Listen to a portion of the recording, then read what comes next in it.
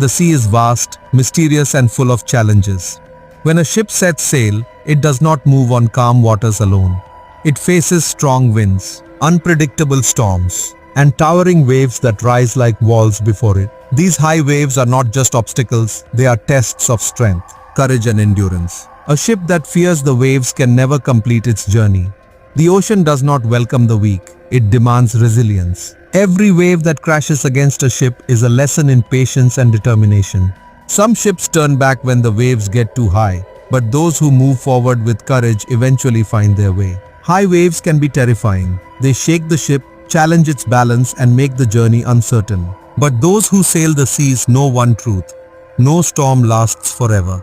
After every struggle, there is calm. After every dark night, the sun rises.